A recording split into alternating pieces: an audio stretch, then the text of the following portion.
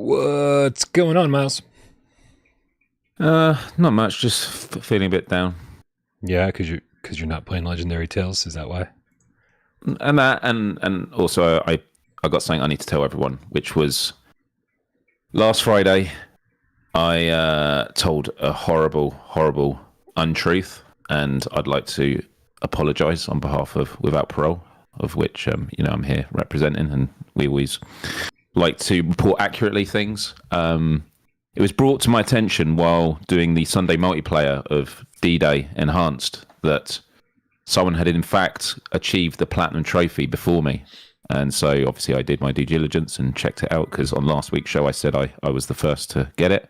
And it turned out I had not only been beaten by one person, but by 4 people. And so I just like to retract my statement from last week and ask that people respect me. Well, you know whose fault. During this difficult you know whose fault this is. It's mine. I'm blaming Reggie. That Platinum Trophy shouldn't be so goddamn easy to get. It should have taken hours of grinding. Oh, it did. Then I take it back. Yeah, it's your fault. You're slacking off. Stop that shit. All right, apologies out of the way. Can we move forward with the actual show now? I hope so. I hope so. Let's do it.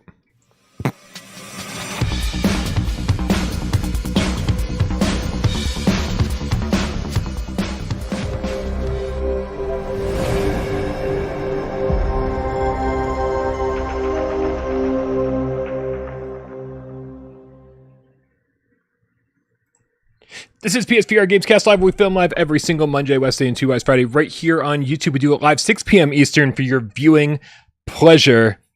Friday. 2 Wise Friday. That's right. We also care about your... We might have to work on that jingle. Yeah. Yeah. It was good though. I liked it. I mean... Better than singing Friday. I don't think we need... I don't think it needs any work. Friday. Yeah, it's going to be better than that. No, we're going to get a copyright strike now. Damn it. Because I was like pitch perfect, right? Yeah. Oh, was that you singing it? Sorry, I was sure listening to it. Okay. Pretty crazy. Guys, we also care about your oral pleasure. That's why our good friend Rod Pop puts this thing up on podcast services of your choice. And if being here live is just too goddamn much for you, we understand. You guys just want to tune in for one topic or another topic? Well, that's what our good friend Rody the Game Cat. It's going to be hard not saying Sci-Fi Game Cat Henry anymore. Yeah. He puts timestamps into the show after the fact, so thank you very much. For everyone who helps out, Danorama Pajama with the level 3 membership says, whoop whoop, is the sound of the police. That's fucking right. And the sound of that British accent to my right, your right, is Myles Dyer from youtube.com/Myles. Whoop whoop. Hey Brian, hey GameCats, hope you are doing well. It's reflected by the title of this live stream, but my goodness, it's been quite an action-packed week with PSVR2 games. Where are the games, Brian? Where are the games? I don't know. I'm trying to fix your camera thing going on here, so don't. No worries. Hold on. No worries. That's but also, although we've had the release of many games, we've also had. This wasn't planned to mention on the show, but I'm just going to say it. We've had 2 games, if you can call them that, leave the PlayStation Store as well. So if any of you have been scrambling to play Chris Payne Hero VR or Run or Die VR, then they've been delisted. So and whose fault would that be, Myles? Whose fault would that be? Midnight Works, the developers. I don't know. I feel like the real culprit is right here in our presence. Maybe in my presence. The short story is I was so annoyed with, well, both of them, but Run or Die, you can't even get past the 3rd level because there was a broken mechanic, and so I reported it to Sony, and Sony, out of an act of goodwill, as they called it, they refunded me for both games, and then when I checked on the store, they'd both been removed. So genuinely, we have this conversation every few weeks because people were asking about the games, and it's something I take seriously, which is, we're trying to make the case for VR. There are people that buy PSVR2 that don't watch shows and, will go on the stores and that. And it's important that we maintain a healthy ecosystem, both in terms of the content that is on there and also the communities and the devs. And, fortunately, we've had some amazing games released lately. Legendary Tales, I know we're not going to talk about at length for this show. You've covered it a lot this week. But I was so excited for the launch to see everyone get to jump in and play it. And the fact that there seems to be a pretty unanimous positive response from reviewers right across the board, and also the community as well, especially when it was a game at a premium price. It's just amazing to see. And right now all I'm thinking about is obviously doing a good show today, but also jumping back in and playing some more. Cares about that. No, dude, I'm super happy to hear that everybody's been enjoying Legendary Tales, because there's always this worry. You and I have talked about this a lot. That we go in, we have a certain experience, we are loving it, we're talking about how much we love it. I put out a review that's insanely positive, and then like you just cross your fingers that everyone else is having the same experience. Like the last thing you want to do is like mislead someone or misguide someone or make them like give them any reason to doubt anything that we ever say. And so there was a pretty big update that happened with the game, like between my review being finished and it being launching on the PlayStation Store. And we've seen this happen before, where like shit goes horribly wrong, and we're like, it wasn't like this when we played it, and then it's just like, it sucks, and I always feel bad.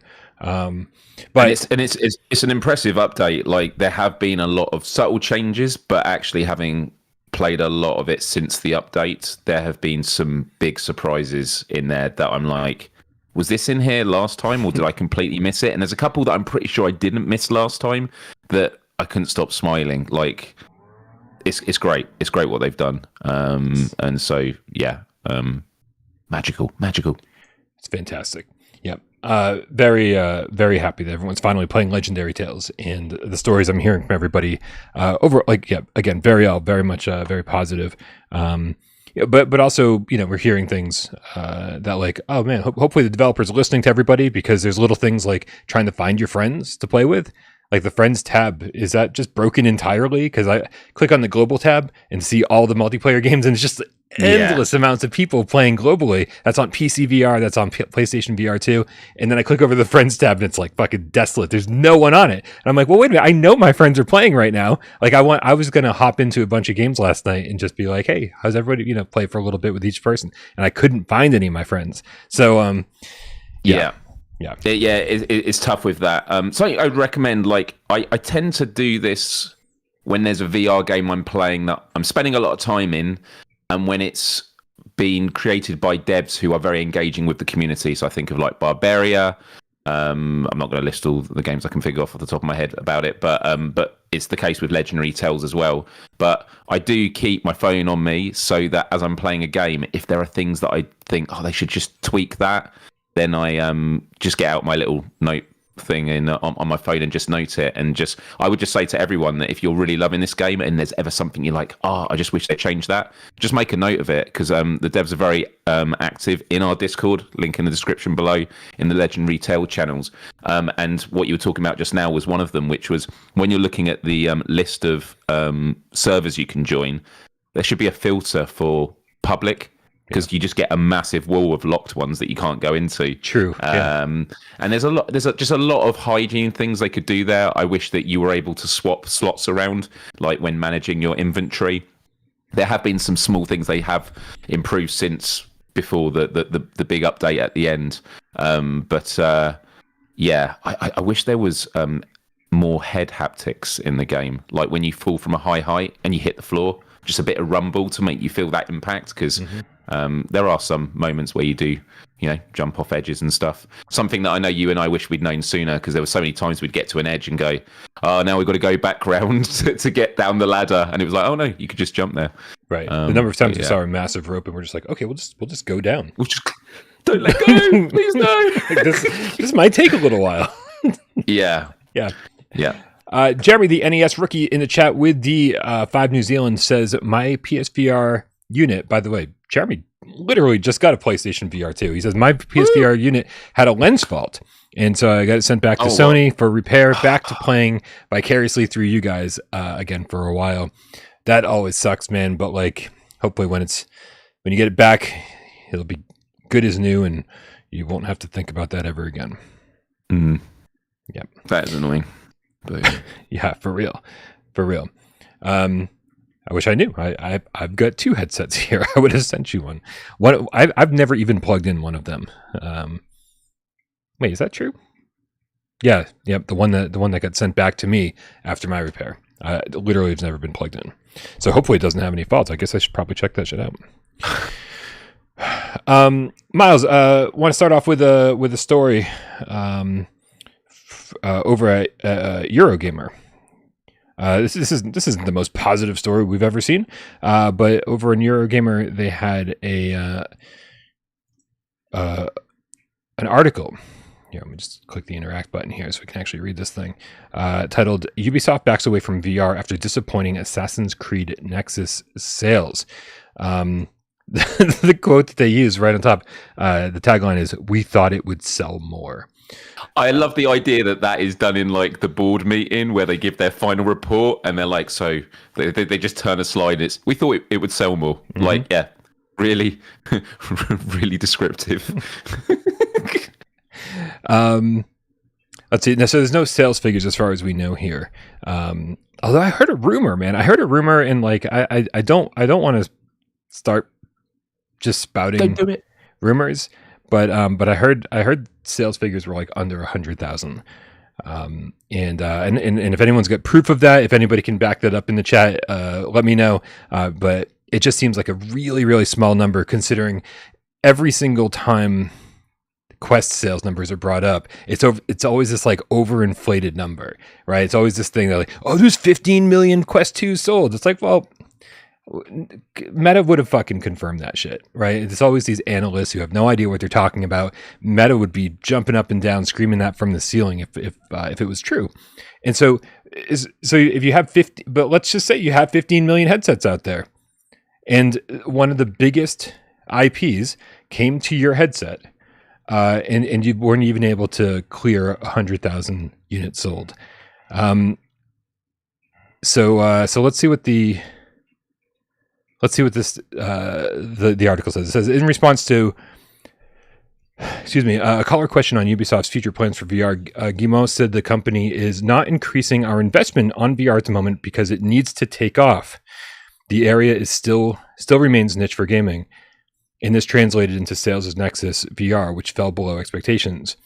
He said, we've been a bit disappointed by what we were able to achieve on VR with Assassin's Creed, mainly because Assassin's Creed Nexus VR didn't sell as well as expected. Guillemot went on to say, the game did okay, but we thought it would sell more. The lower than expected sales have prompted Ubisoft to, at the very least, not invest into VR any more than it has done so previously. Myles, this is kind of crazy because, again, with the numbers of quests out there, you'd expect it to sell more just because Assassin's Creed is a major IP. But like this kind of just sort of backs up everything that we've been hearing over the last couple of years, that like quests sell really well. Quest 2 and 3 seems to be selling really fucking well, but also that no one's buying games on Quest. If you can't sell one of the biggest IPs in the world on Quest, like what chance of indie games have? Yeah, I'm curious to know what the demographics are when it comes to Quest sales, because this is going to be a complete, hypothesis, but we hear it a lot, which is as soon as PSVR2 games incorporate crossplay, whether it's Ghostbusters VR, whether it's Knock, whether it's Breaches, people talk about you get squeakers in the room. And it's just a natural thing that whenever you seem to have crossplay, it's just really, really young people that are using Quest. Now, of course, that is not the overall thing, but it's why I wonder what the demographics are. Because when I think of Assassin's Creed, I've actually never played, I tell a lie, I played Valhalla, maybe a few hours of it, but I'd never played it originally. And I wonder what the demographics are of Assassin's Creed players. I feel like that might be a slightly older audience.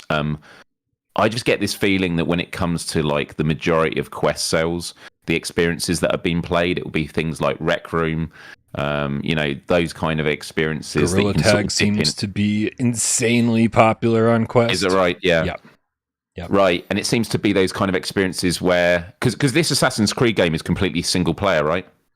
And so I think that's a big part of it. People use VR a lot for multiplayer.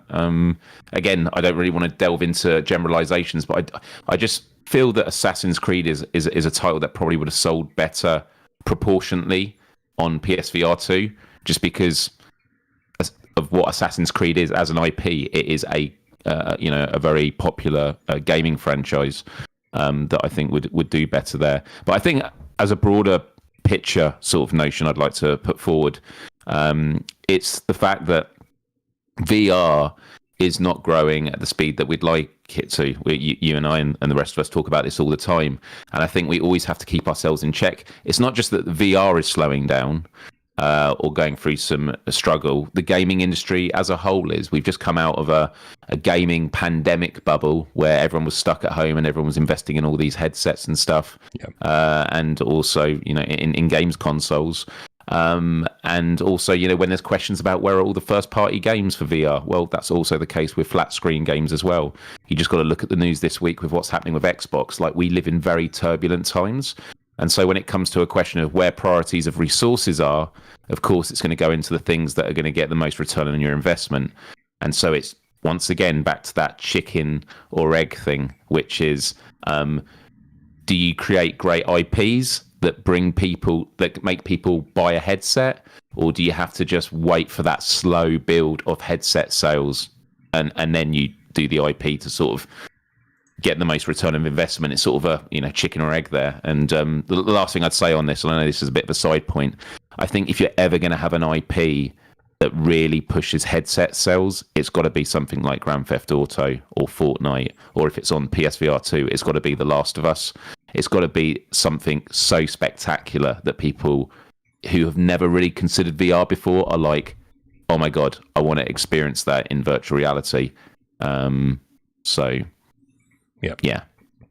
I think this, I think the thing that we need to remember here is that, whether Sony's talking about it or not, they are absolutely embracing the hybrid strategy, which is why we've gotten Village, why we've gotten RE4, why we've gotten Gran Turismo. They're not flooding our ecosystem with it like we thought they might, but they are absolutely bringing plenty of big AAA hybrid games over to PSVR2, and that is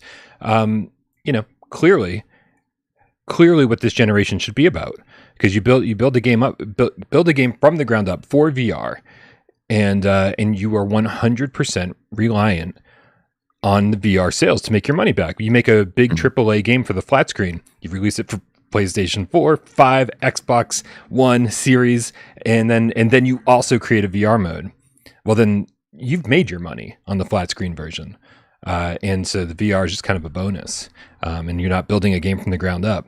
So it's really the only thing that makes sense this generation. I'm going to repeat this until probably next generation. So, and hopefully we'll be seeing, over this year, hopefully we'll be seeing, the fruits of Sony's belief in this as well, because I think we've got a lot more games on the horizon regarding that will be hybrid. So there's a lot of discussion in the chat about what it's going to take to get more adoptions, and on the case of first party, people saying, what about Gran Turismo or Resident Evil? I'm interested to hear your thoughts on this, Brian, but based on what I'm about to say, which is Gran Turismo, I kind of feel like people that are into Gran Turismo and racing simulators are already kind of curious or sold on the tech space of VR. Mm-hmm. It's not to say it wouldn't have, it definitely would have. So I knew people that bought headsets because of it, but it is a particular niche. When it comes to Resident Evil, we've kind of had that with Resident Evil 7 on PSVR. We obviously had it with Village at launch, and yes, that would have sold headsets. And then when you have 4, you're basically preaching to the choir again. Obviously, each time you're going to get more people joining. I think it requires a different IP that appeals to people that have never considered VR before.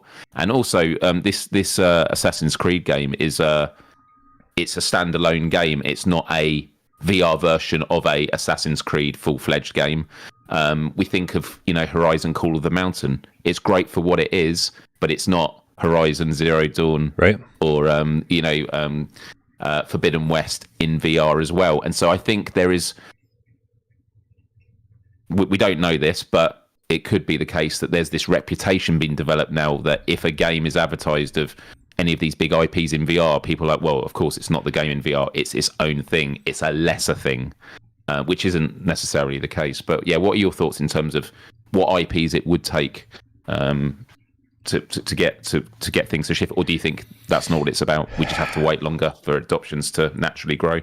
Yeah, I mean, obviously, I think the price point is a big problem right now, and I mean that in terms of the headset itself, because obviously Quest 2 didn't sell because it was the best headset on the market. It sold because it was a $300 headset, and you could get into VR really cheap. So when little Johnny says, "Hey, Mom, Dad, I want a headset," they say, "Oh, $300, perfect. That's the perfect, like, we don't have to think about this, just buy it for him price point."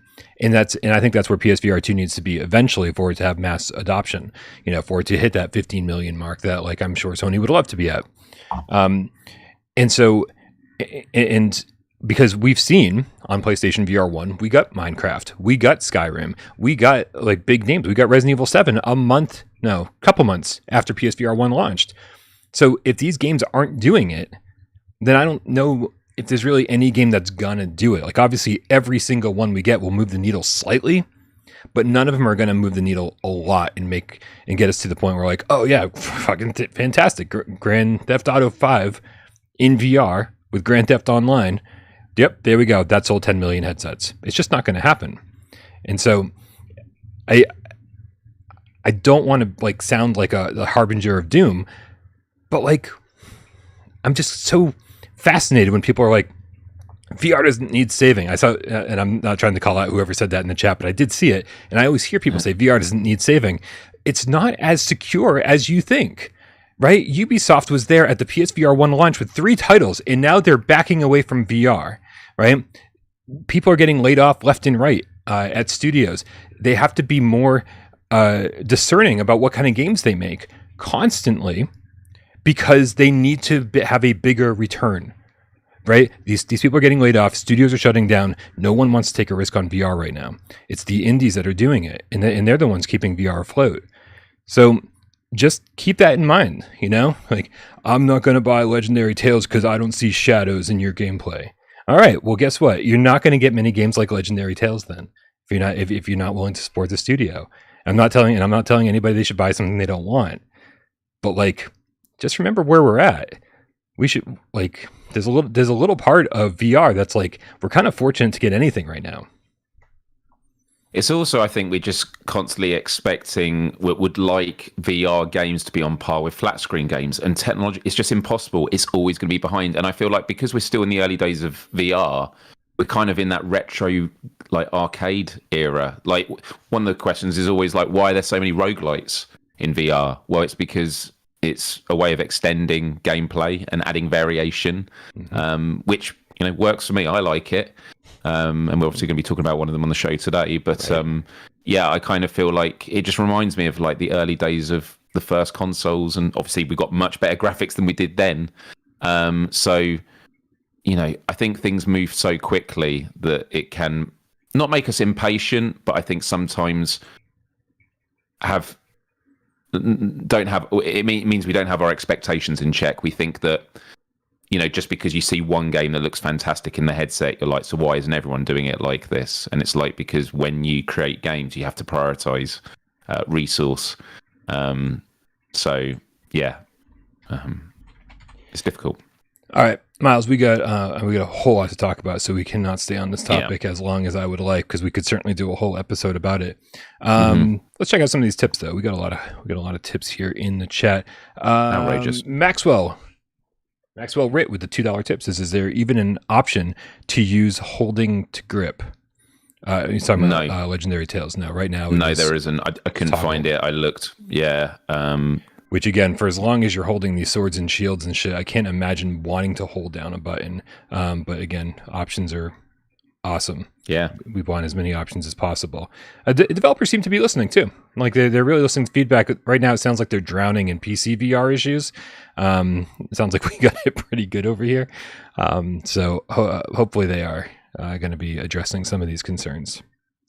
I'm going to mention this now just because when we talk about Dead Hook later, it's something I'd like to see in that game. So I don't have to mention it later. I'll mention it now. I have seen in a few games recently this hybrid grip toggle mode, and I would love to see that more often. The reason I mentioned Dead Hook is it's not in it. And what is the hybrid mode? It basically means that when you're holding weapons, you just press it and you don't have to hold down the grip. But when you're picking up items or things you interact with, then you do. So it means that, like, if you're pulling a lever, you then don't have to press it again to let go. It will just be normal. But then when it's your weapons or holding it, you don't have to hold it down the whole time and accidentally drop it. And I just wish more games incorporated that. Decadent Shark in the chat is asking if I've ever played PC or Quest 3 VR. Of course. I don't like PC gaming, period. So I do it only when absolutely necessary. But it's obvious that the only thing keeping PC VR alive right now is the mod scene, which isn't making any VR devs money. Quest 3 is all right. Only had a minimal amount of time to spend with it since picking mine up. PSVR2 has been killing it lately, so I will get to some Quest games soon. I've got like a bunch. I think like 5 or 6. Yeah, like 5 or 6 upcoming PSVR2 games. I've got them downloaded on my Quest 3 right now. They're all waiting for me to jump in there and preview. So stay tuned, because there's stuff. I've got my hands on that Titanic game that I was really curious about, Titanic Space Between, and can't wait to check that out. Violator, the game Cat Metal Messiah, which I love your fucking name. I know I say it every single time, but with a $10 tip says, if they bring Assassin's Creed to PSVR 2, I'll definitely pick it up. So will I. Ubisoft isn't the type of studio that's just going to throw me a review key. I will pay full price for this game because I've been very curious about it, but I don't really want to play it on Quest, to be honest with you. Fifth with the Australian $2 tip says, thank you, Myles, for the Let's Plays. Dude, you are killing it on your channel with the Let's Plays. It makes me look like a fucking peasant over here. Only this week, though. Like, I've been very slow just because of this week. Just a lot of personal challenges, so I might have been playing catch up. At the start of the week, I did Bulletstorm VR, for example. But yeah, there's been a lot of games. Obviously, a lot we'll be talking about today. Tomorrow, I'm doing Bartender VR Simulator, which I never played on PSVR, but from what Bryan was telling me, super hyped. Oh, you should be so excited! Yeah, for sure. Guys, make sure you click on Myles' channel. The link's in the description below. We're going to be talking about Survivorman, but like he did a 2-hour Let's Play of that game today, and from what I hear, I only stopped in for like 20 minutes. From what I hear, it was not one to miss. Is that right? Okay. Yeah, and the fact it was 2 hours, I think that's something you learn a lot from doing Let's Plays. When you take the headset off and you're like, oh my god, it's 2 hours. Yeah, it's sometimes it just absolutely flies by, and other times it completely drags. And also for anyone that's still on the fence about Legendary Tales, you got Bryan's review, which I love, and also AJ did a Let's Play, and then on launch day, thanks to the devs, I did a Let's Play where I go through the tutorial by myself, and I actually talk you through the tutorial and tell you some getting started tips that I hadn't thought about until later in the game. And then I talk with the devs, and there are timestamps on it, and right at the end there's some final thoughts. I actually put my hand on BJ the dev before he leaves and go, dude, promise me one thing, get some sleep, because this guy has just been he's been up. And there's a really funny moment I need to get the timestamp of where one of the devs they had their meat that they hadn't cooked yet, and they were just fighting people, and the sound of the meat slapping against the skeletons was the funniest thing I've ever seen. It was just ridiculous. So great. So yeah, that was good fun. Professor Lilith in the chat with the $5 tip says, this week's Sunday multiplayer will be Breachers, which broke out ahead of the pack at the last minute. 2 p.m. Eastern, everybody. Don't forget to join our Discord. Come over there. And, if you're ever like, oh my God, I've got all these multiplayer games and I got no one to play them with. Every time I go in, the lobby's fucking empty.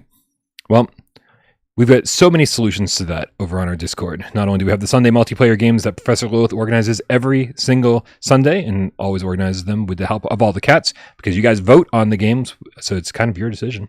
So Breachers, 2 p.m. Eastern. But also, if there's a multiplayer game that you want to play, there are multiplayer roles over on our Discord, thanks to our good friend and moderator, Nick Mulo, the Game Cat. And so he makes it crazy easy to just tag everybody that has that role. Like if you want to play Walkabout, then you could just tag everybody who has the Walkabout role and say, let's fucking jump in. And then everybody's notified that there's a Walkabout game going on. So couldn't ask for, dude, first of all, better moderators, but also a better place to get multiplayer games together. Yeah, so good. Samson143 VR. Man, dude, I'm telling you, I've been playing too much VR. My eyes are going. Also, I don't know if everybody knows this. I got a big monitor recently. I used to work on this little 19-inch fucking piece of shit like for my whole life. It's got a space deck.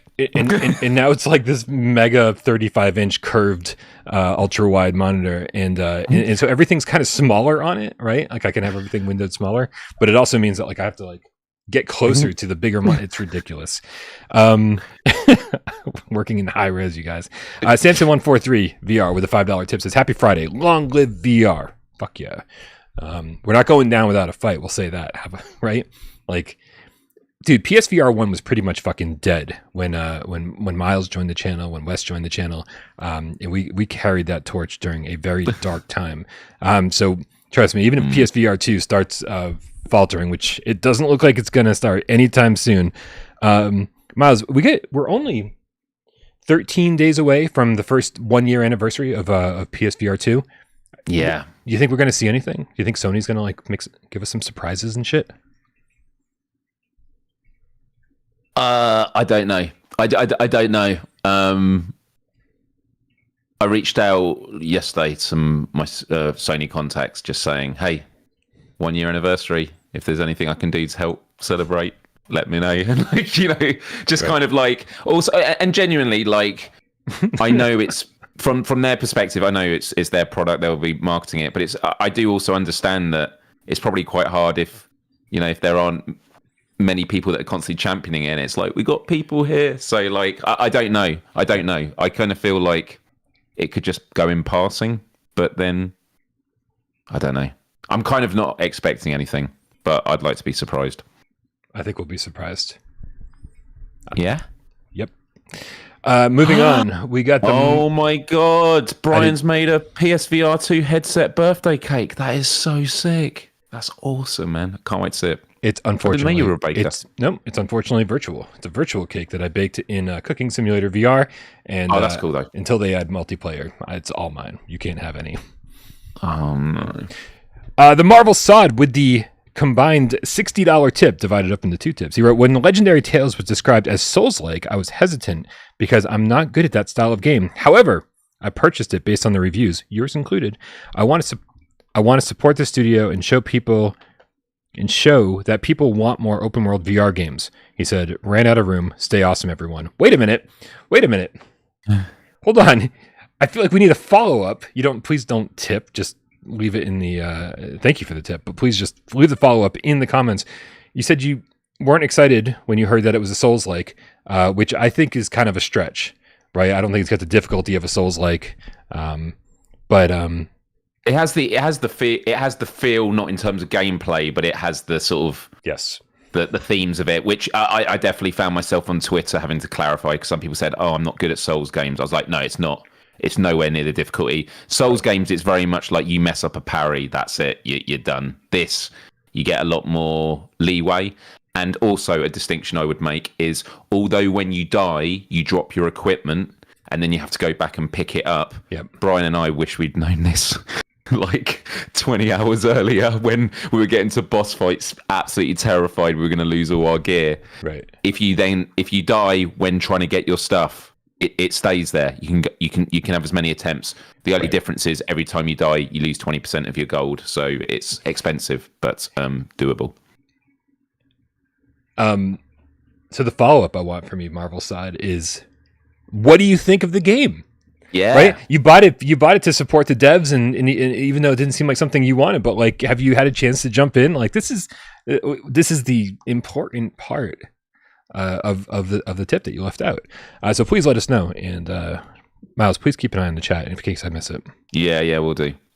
He says, "Ran out of room. Stay awesome, everyone. You guys are fucking awesome. Thanks for spending your Friday night with us." A developer, I was talking to a developer today, and they were like, "When's the best time to release our trailer for our PSVR2 game that's coming up?"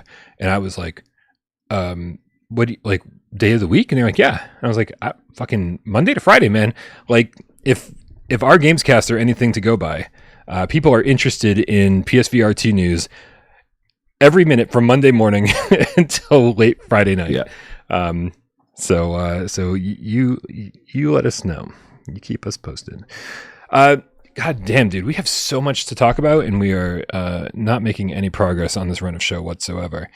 So let's real quick talk about what was just announced for PSVR 2, and that is a game, maybe a game, called The Utility Room. Myles, have you had a chance to check out this trailer?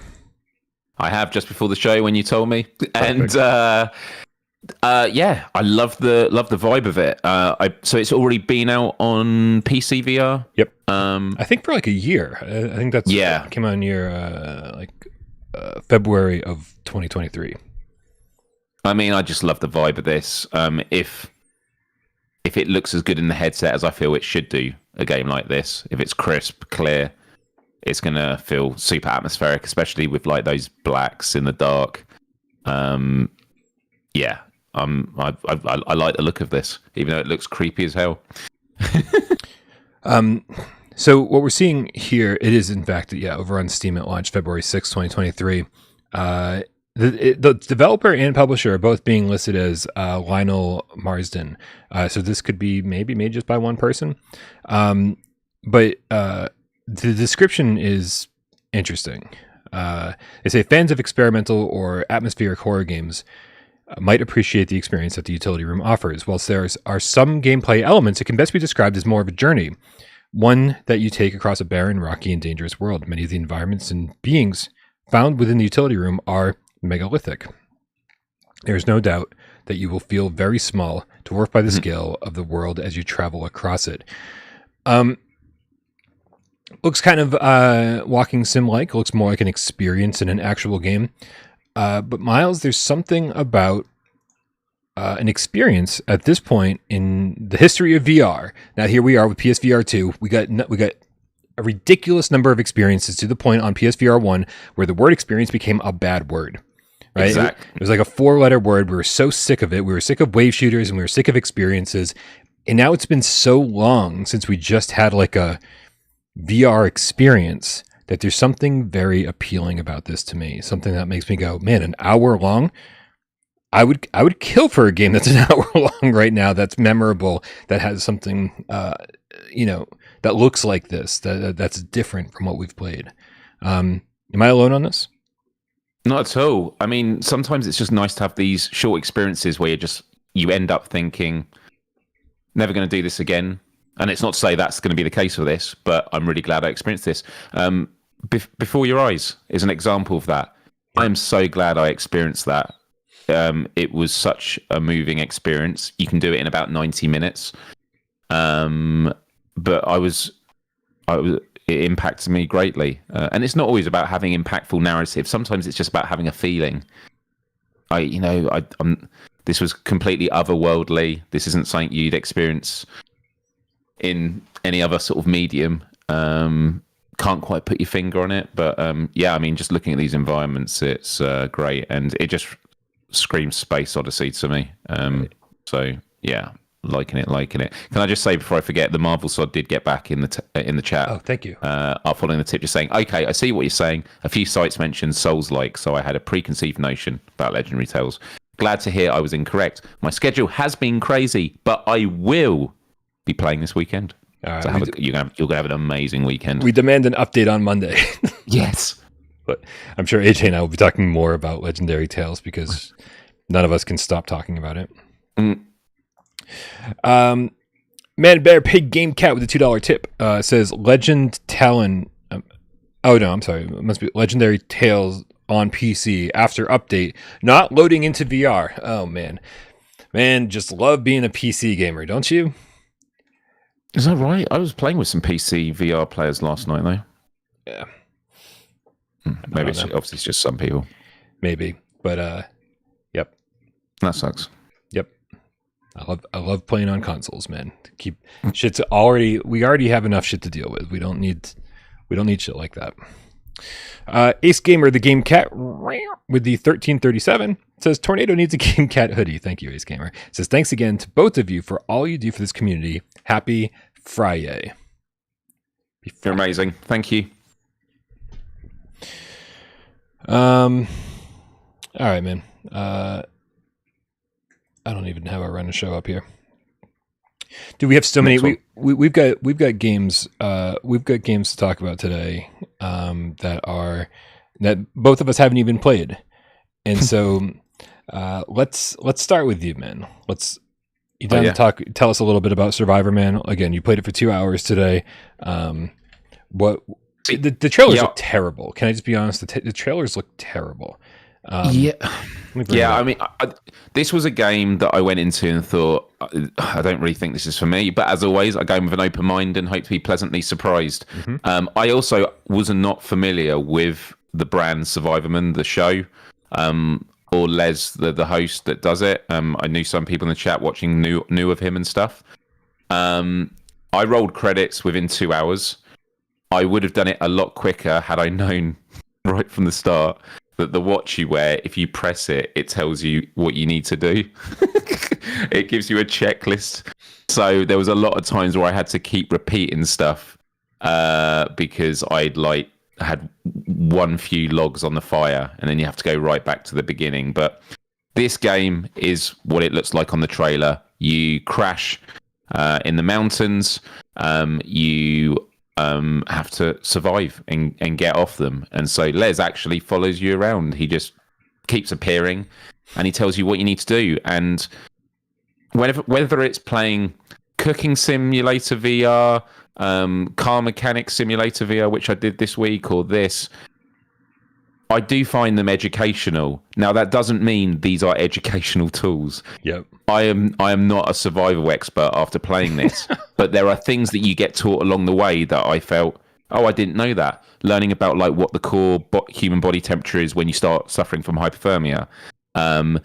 There's a trick you do where you get a little tin box, and what you do is you pierce a hole in it, and it means that you can then burn inside the tin, and there's only a small bit of air can get out, but it keeps it alight so you can carry fire with you. So you do learn these things along the way, but effectively there are probably 6 or 7 stages which you can then replay individually, and you're learning how to get off this mountain. So it's about keeping your body temperature up, finding shelter. I know that when you tune into my Let's Play, you were saying, no inventory, this sucks, which I agreed with. But you could put 2 things on your waist, and then, spoilers, you go to the wreckage when you can finally go up the mountain through the deep snow to the helicopter, and you get your backpack, so you then have inventory and stuff. And there are some, I'm going to call them mini games. They're not done as mini games, but there's a bit where you're going through sheet ice, which is it's basically over. If you walk on it, it's going to collapse and you're just going to fall to your death. So you get a pole out, and as you're going through complete blizzards, you're having to tap on the ground, and suddenly the floor just drops and you don't want to fall in. My verdict from it was, and I'm glad we kind of segued this from the previous game, this is an experience more than a game. Okay. But it's not an experience as we'd normally think of, you're just looking around and walking. There are game elements here. You're on a kayak at one point, and you can't help but compare it to Kayak VR. And so, look, you're not going to come to this for the most amazing gaming experience. But I mean, I had a decent time with it. I'm not going to play it again. Actually, I'm going to go back and get the last few trophies for the platinum. Wait. Of course. Did you complete it? Yeah, in 2 hours. Oh wow! Okay, so it really is an experience. Got it. Yeah, and I would have done it quicker had I known that the watch would have given me more specifics. There are a lot of surprises in there as well. I mean, if you watch my Let's Play, there's a few moments that just I encountered things I didn't expect to encounter in this game. And yeah, I think if I'd looked at my watch the whole time, I would have found this game a lot less frustrating. Because there's a few moments where, if you die, you have to replay the section, and it means watching back a lot of explanation that you can't skip, which is quite frustrating. But yeah, it was. It's interesting. I'm glad this kind of thing exists, because there's going to be someone that has always been fascinated in the show or the idea of survival, and it's like, wow, we're up here. And so the last thing I'd say is the three things I do on my Let's Play is like graphics, audio, and feeling haptics. Graphically, the resolution is actually really good. The textures in places could be a lot better. There are some bits you're watching and going, actually, that looks amazing. And other times it's like, that doesn't look great at all. But resolution-wise, it's really, really clear in the headset. It looks good. Audio-wise, like when you're going through the blizzards and things like that, sound is really, really great. But, you know, the haptics were actually decent. I'm sure there's lots more improvements they could have done, but the haptics worked really, really well. So it sometimes with these experiences, you feel like they've just whacked something into VR for the sake of it. Now, this feels like they've taken some care. I think the worst thing is when you get some boots on to walk in the snow, your feet don't move, so you look down and your feet are just like gliding, and it looks ridiculous. It looks absolutely ridiculous. I mean, listen, there's games like Song in the Smoke and Green Hell VR that like are pretty fucking good on PSVR too. Like, do you feel like this offered something beyond those games that actually offer a full gameplay experience with, like, you know, interesting progression and, you know, kind of something that's a little less, you know, structured by a dude named Les appearing every so often? Yeah, I mean, the thing with this is the game mechanics, I do think, are sometimes a bit questionable. I think once you kind of learn it, there's sometimes I just wonder, am I being an idiot playing this? Like, what am I doing wrong here? And I feel like if I was showing this to someone who's not familiar with VR, they might get stuck on things. Yeah, I mean, look, this is not going to be a massive recommendation from me, right, but it is just going to be a kind of thing like if there's someone that was looking at this, and I don't know what the price is actually going to be because it's not out till next week, but it was all right. And actually watching the trailer, I feel like it shows most of it anyway.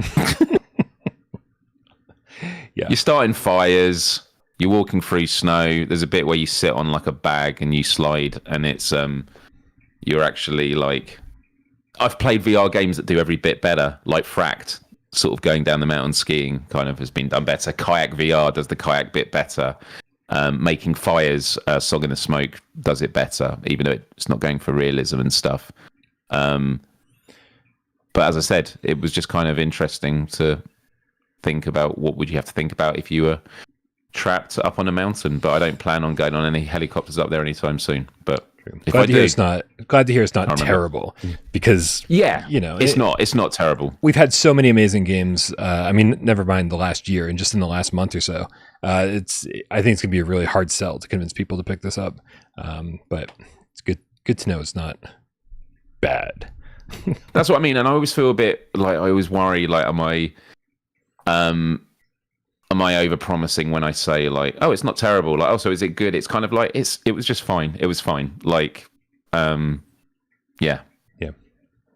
Well, the game that I played today that you didn't, taking turns here, is Space Docker VR. I know nothing about this game, by the way. So yeah, that made two of us. I mean, just hours ago, it had a stealth launch on PSVR2. Listen, I was going to skip this, and then there were people in our Discord. I say people. I should just point out that Izzard in voice chat was like surprisingly interested in it, and then when he played it, he told me that I should check it out. And thank goodness for people like Izzard, because I absolutely would have skipped this entirely. Dude, this is so weird. Right, because you're working out in space as like this kind of cargo type space. I mean, it's a docking space docking VR. I mean, like it's almost self-explanatory. But yeah, you get to fly around space, and you have a job to basically bring these shipping crates, these massive shipping crates. You have to dock them and be get absolutely perfect. I'm trying not to make jokes here. You got to line your ship up, and you've got complete control of the ship, using your two sense controllers and two virtual sticks in the game. it is you've got complete control over the ship, and so you bring this crate over to where the crates are supposed to go, and they kind of take their time with you. They really say, hey, this is how you do it. This is your job, and they teach you like one thing at a time. And so just getting the hang of controlling this ship takes a minute, right? Because it's got everything. It's got everything you need, right? You're twisting one of them, you're pulling the other one, you're using the analog sticks. It's a little bit of everything, and it's so easy to lose control that like it's it's almost stressful. Yeah, this is what I'd imagine, that because it's just a 360 degree of turning. You turn one way, and it's like, now I'm out of sync in the other direction. Yeah. And so what I'm not showing here is the hour it took me to get even this good at this game, right? And so because I think this is the first level where they actually set up some leaderboards and say, well, now you're competing against PC VR players, you're competing against other PlayStation VR players, and it is all timed to a degree. You can take as long as you want, but you're being scored, and so that alone was enough for me to be like, God damn, like I'm more stressed out because I'm competing against people who have actually played this before. Dude, there's something here. There is absolutely something here for a game that I thought was going to be absolute shovelware, just like a total, nothing I'd be interested in whatsoever. There's something really satisfying about kind of operating this vehicle and completing these somewhat menial tasks, right? I'm bringing these crates back to where they belong. You can see me like just crashing all around here, and you feel that in the headset haptics. Nice. Oh yeah, no, it's effective. I think they did a really good job. You feel it and go, oh damn it, it just makes it clear. I mean, okay, that's going to cost a bit. Yeah. Do you have to repair your ship if you knock it, or is it just? So I have only done the first handful of missions, right? I've done most of the tutorial missions, and I've done and this is the first actual real mission with a leaderboard and all that. And as you can see, I crashed a bunch, but I didn't crash a ton. There didn't seem to be a damage indicator. There didn't seem it's stressful enough. If the next level apparently has explosives though, and so who knows? Maybe I can blow myself up. I like that you can see the thrusters on the side, like at the top of the ship when you're going left and right. That's a nice little touch. The question I always ask, because, and again, going back to like Let's Plays, you always get people going, would you recommend it or give it a score out of 10? And when it's first thoughts, it's always difficult because it's like we've not played the game yet. So the question I always go with, and you kind of alluded to it when you said you found it very satisfying, is did you have fun playing it? So for Survivorman, it's not a game I'm going to play again and wouldn't recommend it. But I did have fun. Like the 2 hours, I wasn't thinking throughout those 2 hours, I want to be doing something else. I was happy to see it to the end. Did you actually have fun playing this? I did.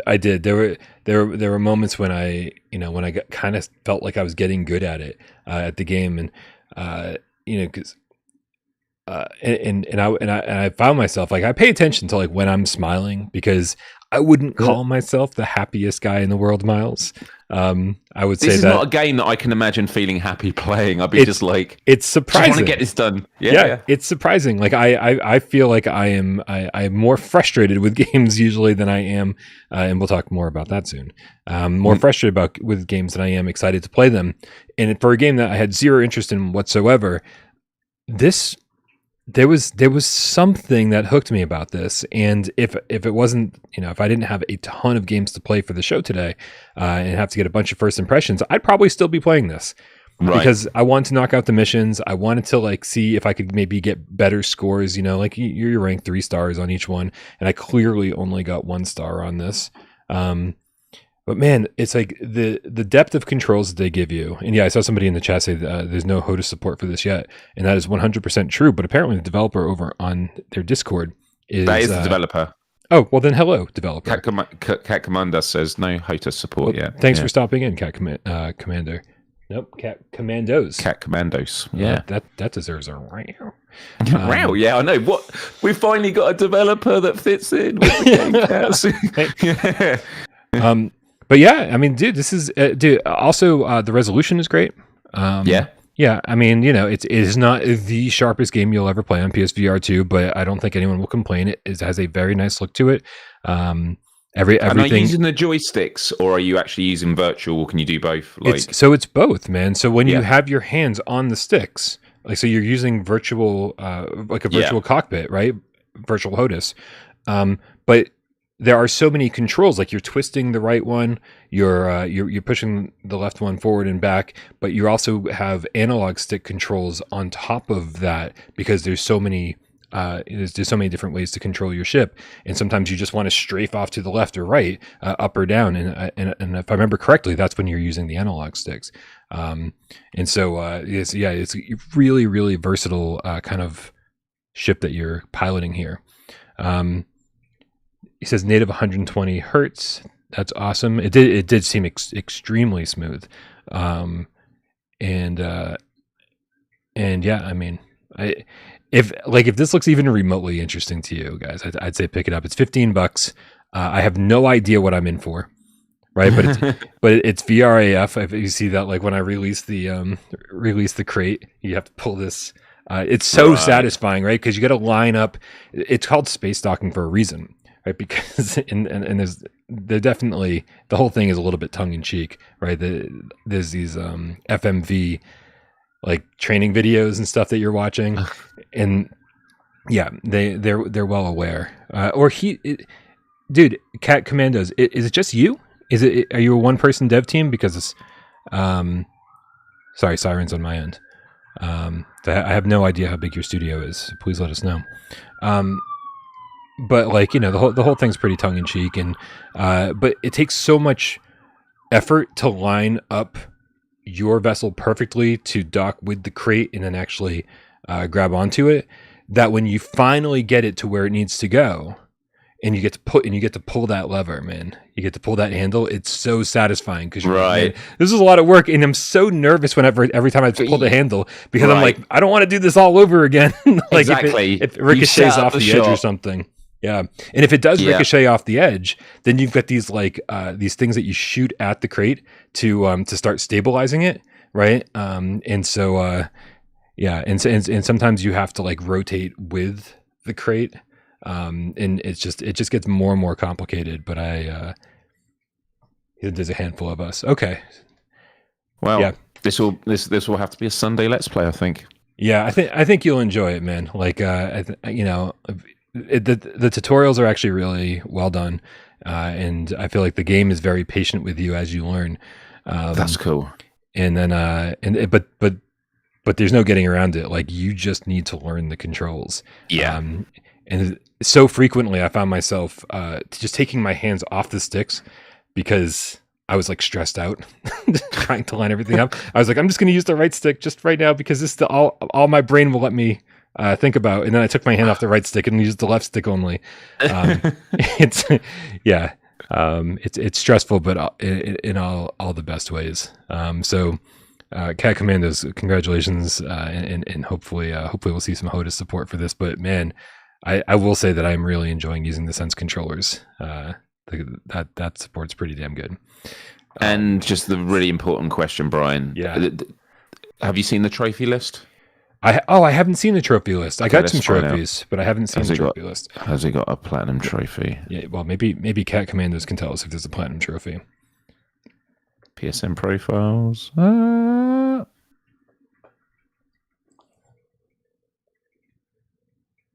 Oh no! Apparently I screwed up in the level.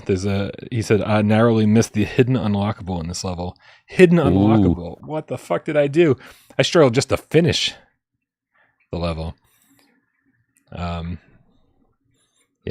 You should. I mean, thank goodness we're not watching any clips of me playing this prior to this level, because prior to this level, Jesus, dude, I was all over the place. I was slamming into things. I just was playing so recklessly.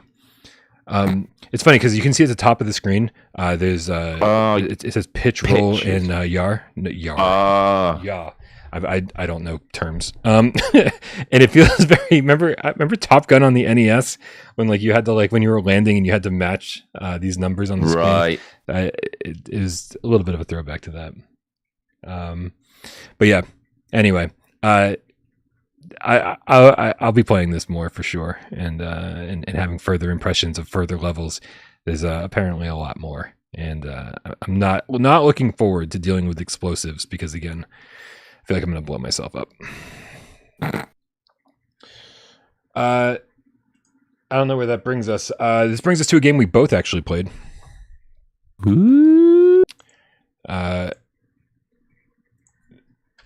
Myles, how did you feel about Border Bots? I'm really interested to have this conversation with you. I had a really good time with this. I only played it during my Let's Play. I am planning on going back. It's one of those games of depends where the trajectory's going. I played about an hour and a half, 4 days of it. I mean, I'd be interested just to hear you sort of lay out what you felt about it, because a game that people often mention is Papers, Please, which I've never played, but it's very well popular. But going into this, you think, okay, you're a human working on the border, checking ID of robots, and you got to make sure that they are who they say they are, or else you stamp denied, or you accept and let them through. And people will look at this and go, oh, it's just, a job simulator game in VR. I mean, you might be about to say this anyway. But I actually had a really good time. And I don't know, there's so much I want to jump into with this. I just want to hear your initial thoughts. I had really lot of fun of it, and I can't wait to play more. Here's my initial thoughts. I fucking hate this game with a goddamn passion, dude. Amazing. It made me okay. And this is a no. I want to hear this. This is part one. Okay, so part one of my experience with this was like, I fucking hate this game so much because you know what it does, Myles. You know what this game does that does lots of things that I can't stand. A floating robot talking to you. Yeah, but like it just forces you to sit there and stare at the goddamn robot while it's talking at you. And it's like, dude, it's everything I hate about VR. It is everything I hate about VR. Yeah. And it's like, when I talked about how appreciative I was in Legendary Tales that there weren't these long cutscenes or big conversations, this is what I was talking about. This is, you stand there, you listen to a robot talk, and there's nothing for you to do except spin in circles and listen to a robot talk. Yeah. And then it's like, oh, now go push this button over on the screen. And then you go push a button over on the screen. And you listen to a robot talk. And it's just, this is how it is for so long. The setup takes so long, and I don't care. Some cool stuff happens.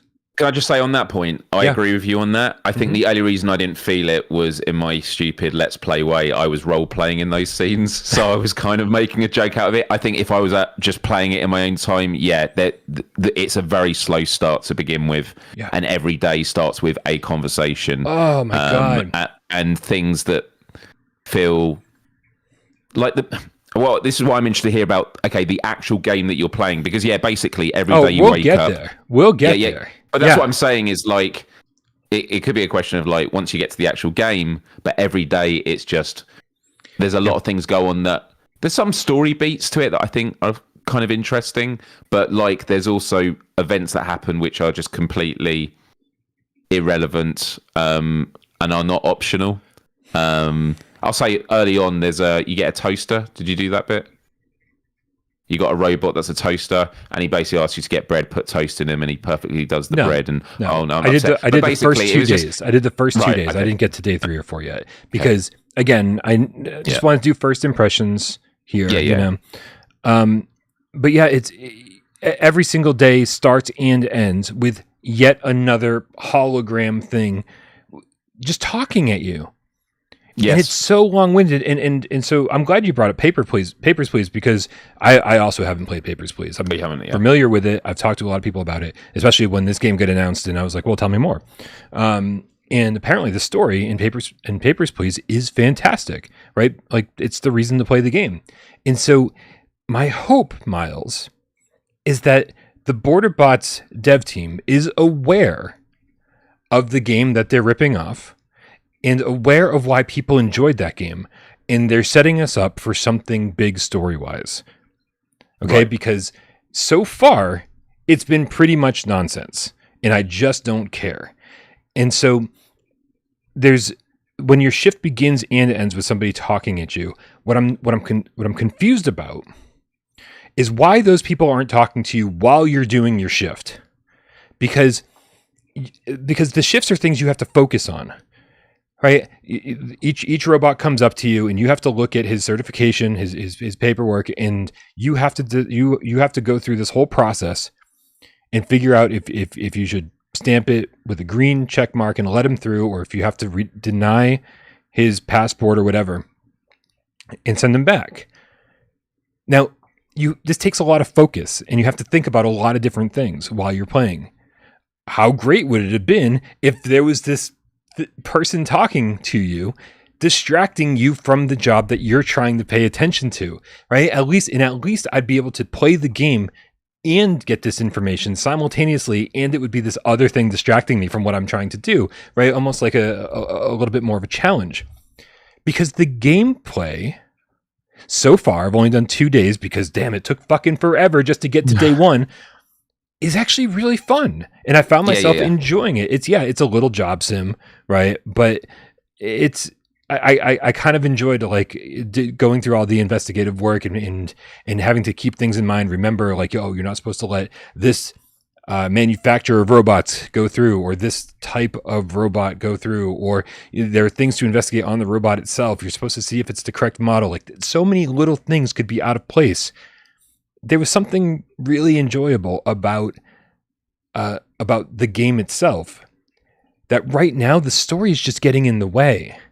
And so I've got my fingers crossed. I'm really hopeful that the story delivers and eventually becomes something I'm like, okay, well, that was worth sitting through. Because right now, I fucking hate the story so much because it's just so much delivered all at once. It's like a fucking info dump every time you're not playing the actual game. And I despise that about VR so much.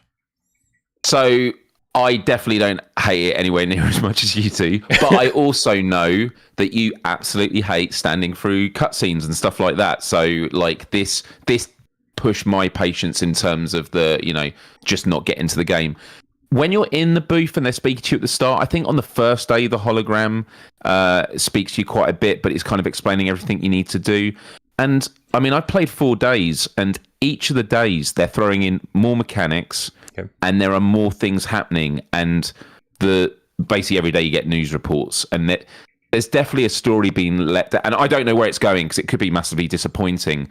But at the trajectory that day 1, it kind of put some seeds in very subtly. 2, they're sort of still there. 3 and 4. By the time I got to the end of 4, I think something big's about to happen. It might not. And so I actually, the before and after, I mean, yeah, okay, I probably would have rather just got to the end of it, but I'm pretty sure you can skip them just by pressing the X. Again, I'm talking about the stuff in the booth, but the whole thing of people talking to you, distracting you, I mean, I haven't had that. I've had other mechanics that distract you in the booth, and what I was very surprised by, and let me bring up 2 other PSVR2 games to make my point, and I was speaking to Bryan about this before, which was Star Tenders, where you're working in a bar in space. I really enjoyed that game for a lot of reasons, but the gameplay itself, you're basically doing the exact same job, just with more drinks to make and stuff like that. But it's oh, now you're doing it with more people and stuff like that. Again, I actually enjoyed the game overall, but the grindiness of it was very one note in terms of the gameplay. It's just you're changing locations. Every level on this game, they've added new mechanics. I remember this first day I absolutely smashed. Second day, I absolutely messed it up so bad. I was just one mistake going up to another. And I was just I'm such an idiot. I was not looking at the daily board of things to look out for. And yeah, I had a really good time with it. So I would just say that there's a lot of progression in terms of the mechanics. The other game I'd bring up is The Last Worker, which I haven't rolled credits on, but I've had a decent time with it, and I did like the working in the warehouse where you got to find boxes and then you got to deliver it, even though that was a part of a bigger story. That's how this game kind of feels, which is they have this. We were saying it with The Last Worker, which was, I wish there was just like an online leaderboards and you were doing the box finding and you were racing against other people. Like they've got a wicked game mechanics there, but it was just a small part of all this other stuff going on that you do. And I kind of felt in the game that I just want to be back in the booth playing the game. And there's just like, I would say in the first 4 days, maybe a third of the time you're in the booth, it feels like. Then you're doing all this other stuff as well, which kind of just gets in the way. Yeah. So yeah, like I agree with you in some ways in terms of padding, but it definitely hasn't frustrated me anywhere near as much as it has you. But there's clearly so much more to this game than just the day in day out of the job, and so that's what I'm like. I'm bummed that it's sort of just hitting me over the head with so much narrative and so much forced, right? This ridiculousness at the beginning of the game. Because I think if they eased into that, the stuff that you can do in your apartment, it seems like it's going to be interesting. But like there's just no pacing at all to this game right now. And so, listen, I think the production values here are fantastic. Can I just say, I was going to say that. The visuals, the Christmas of the holograms look amazing, don't they? Everything looks amazing. Yeah. Everything looks super clear. The haptics are great, dude. I mean, even while I was bored at the beginning of the game when I have robots talking at me, there was a pretty fucking cool moment where the headset haptics, everything, all the rumble kicked in, and some really cool stuff happened right off. And I was like, okay, maybe that was worth sitting around for. But no, man, like this is, when this got delayed, I was like, I wonder what they're delaying it for. And if it had anything to do with the polish, it was absolutely worth it, because this is running like super high res and really nice frame rate, and everything, like all the controls feel good, right? Like there's some simple stuff that you're grabbing even when you're stamping the check mark in the X, there's a thump in your sense controllers. There's a lot of polish here, and so so if this looks like the kind of game for you, then I mean, definitely pick it up. But I'm not going to be able to render a final verdict on it until I see where the story goes, until I really start enjoying hanging out in the apartment between shifts and seeing where all that goes. And so right now I'm definitely somewhere in the middle, because I'm loving the production values and I really do enjoy the day-to-day gameplay, but not loving everything else yet. I think you and I are on the same place there, which is, where's it going to go? Is it going to be where you eventually are now playing the game, like most of the time kind of thing? It just feels at the moment that you're waiting for it to really heat up, and it'll be cool to see. But do you know what? This is going to be one of those things that I just sound a broken record on, because it kind of is just me getting all dreamy about stuff. I did it with Cooking Simulator VR. I did it with Star Tenders, and I'm going to do it with this now. In this game, you have a leaderboard. You're competing against other border people in other like their offices alongside you, and so at the end of the day, you got to make sure you're not at the bottom, so you get cut off and you're competing against your colleagues. This game, man, I know it's single player, but I was just thinking how, and this is what I said about Star Tenders and Cooking Sim, I was like, it'd be cool if you were competing against another restaurant in real time. Right. But in this game, how cool would it be if you looked an opposite you? Like, Bryan, you were like in a booth opposite me, and we have 2 lines, and you have a time limit, and it's the question of who can process correctly the most and get the best combo. Like, that would be such an amazing mechanic, like, because it feels so good, and it really is that thing of like, you're trying to process as quickly as you can before the time runs out, but you don't want to make mistakes. And I love that balance. So and having like leaderboards and stuff like that, it's something I'd love to see. I know it's not going to happen, but I just had to dream. Sirens on my end. Yeah, so again, I do think this is a game I will complete. I will review. Been talking today, Myles, about doing some. I'd mentioned it before. I don't know if I mentioned it publicly on GAMESCAST, but coming up with a new format for smaller reviews for games that like I'm just not going to finish, or games that just are games that I really want. Smaller edited reviews out, but I'm just not going to get around to spending days doing a full review. So I would expect soon to to see some of those smaller reviews start creeping out of the channel, and things that I can get done in a day instead of multiple days. This, however, I think this is going to be a full-fledged review because like I said, I think it's heading somewhere really good. But I don't want to count my chickens before they hatch. Let's talk about a couple tips here, and then we'll get on to the final game that we're going to discuss. We got tips from... Here we go. Not Sure Brondo with a $5 tip says, what happened to Galaxy Kart Corner? I mean, technically, there could still be a Galaxy Kart Corner on every single episode of GAMESCAST. Still love that game. I want to re-review that game soon because they have done so much to it. There's been so many updates. And they just added like 3 more tracks and a bunch of other shit. So like, yeah, that's what's happened to Galaxy Kart Corner. Galaxy Kart's kind of become like Swordsman. There's been so many updates that after a while, you're just like, okay, I can't keep up with your updates. I don't even know if I played the last set of tracks, but the new set of tracks looks good. Richard Rose with the level 1 membership says, my prediction for PSVR2's birthday is a big PSN sale. Let's hope so. I mean, I hope that's not all it is. But a nice sale would be great for people just getting into PSVR2 for the first time, or people who've been patiently waiting on some price drops. It'd be great. We got Hype Phase with the Canadian, I've said your name like 1,000 times. Why am I screwing it up right now? Canadian $50 tip says, hey guys, wow. I want to tell you that you are amazing content creators. You've kept me entertained for years, and I'm grateful for what you do for the VR community. Meow. Meow. Thank you so much. Appreciate you very much. Why has everyone been so nice today? It's unbelievable. I'm confused too. What's going on? I don't know, dude. I've gotten some Everyone's really always nice, to be fair, but today especially nice. There's definitely something in the air today. I've gotten some nice DMs from people. I've gotten some nice comments on videos. I think it's easy to kind of get into the weeds and kind of get down on yourself and not think too much about, all the positive stuff that's going on in the community.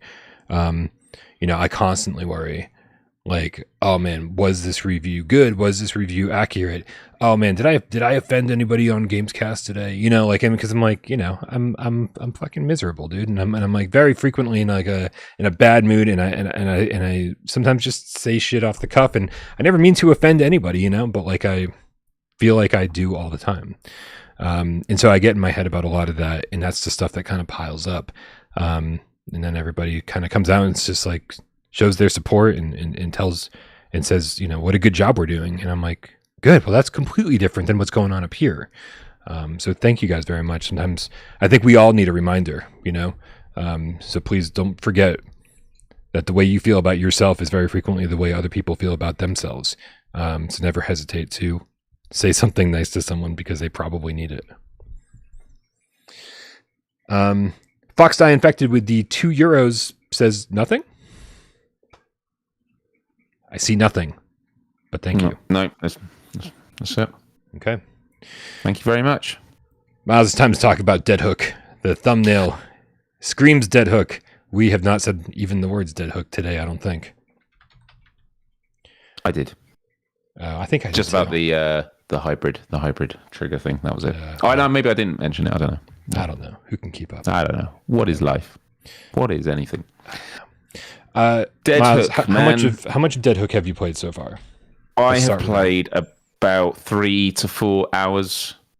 I played about an hour by myself, and then I did 2 hours, just over 2 hours on my live stream for the Let's Play.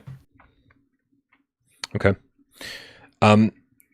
I expected to be done with Dead Hook in about 5 or 6 hours, and I am definitely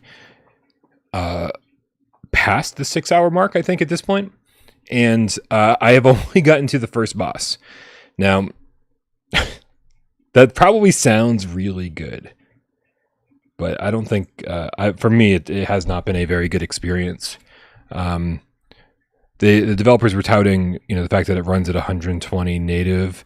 And oops, hold on, I hit the wrong button. I want to go full screen. There it is. It's blurry. I mean, there's definitely a blur here, which I was not expecting for a game that has its origins on Quest. I thought we were going to be getting a super high res, super silky smooth version of this. And then today, 6 hours into the game, I got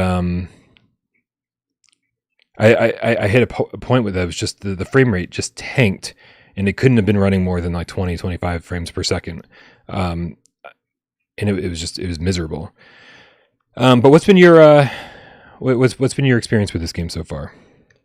As you were talking, I just saw on the VT you're showing of the gold boxes where you get material and you're shooting it and it just disappears. I've only seen the box once break into parts, and that just really, really annoys me. Okay, some context. I am a massive Doom fan. It was like a bonding experience for me as a kid with my dad. I think I was 8 years old when I played the original shareware of Doom. I loved Doom 2016. It was great to see it back. Doom Eternal I absolutely loved, and would love there to be Doom on PSVR2. This is regarded as a Doom-inspired game. I think that the reality is it is a massive Doom ripoff, and I don't mean that in a negative way. Like, I'm glad I get to experience Doom, but I genuinely can't believe they've got away with how close to the bone they have. For anyone that's played the modern Doom 2016 Doom Eternal games will know of a character called Samuel Hayden, who has one of the most amazing voices of any video game. They have a character in this, I think, called Raven, who sounds just like him.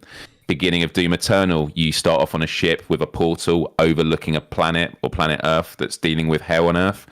And then you go through the portal to take them on. You do that in this. You have blades that come out your arms. There is, and just look at the enemies. This is like made by Doom fans for Doom fans, and I absolutely love it. I just wanted to give that away first because a lot of people look at this going, it looks like Doom, and I just want to acknowledge it feels like Doom, it sounds like Doom. The music, it has djenty metal, groovy metal riffs and stuff like that. You have glory kills, which for those that don't know, you take down an enemy's health so low that they then start glowing, and then you drag yourself towards them, and when you kill them, you get health back. With all that said, when I started playing the game, I didn't like the feeling of it, and the hook felt a bit weird, like pulling yourself up. But once you get into the flow of it, I was having a pretty good time. This is a roguelite, and every time you clear a room, you have a choice of 2 paths to take. And they are rooms that give you the name of it. Usually there's one called Infernal, which basically means clear the room of enemies, and then you'll be offered a new weapon. And then there'll be another room, which is a task. It could be a task like kill all the enemies, survive the endless waves until the time runs out. Yep. One of them is like, you can't kill any enemies until you kill the one healer. And on the flip side, there's one enemy that you can't kill until you've killed everyone else. So there's all these things. And you complete the room. You then get a box that you yank open. You get to choose between 2 items or 2 weapons, and you move on to the next room. It looks like there are 22 levels in total, a boss on the 11th wave and one on the 22nd. On my last run through, I completed the first boss and died on the first part of the next area. We need to talk because I've fought this boss 3 times and have made very little progress. Okay. But we'll talk after the show. Yeah, that's cool. To be honest, my feelings are, this feels very light in terms of content as a roguelite. Yep. Every time you're doing a run, there doesn't feel like much variety. It's the same weapons, the perks. It doesn't feel like there's huge changes in perks or variety of perks. And you're fighting in pretty much the same rooms, I think. I don't know if they're randomized. I think it is the same order, isn't it, each time? I don't know. I do multiple runs every time I jump in. I play for hours at a time. And again, that sounds like a good thing, and it never feels like a good thing when I'm playing it.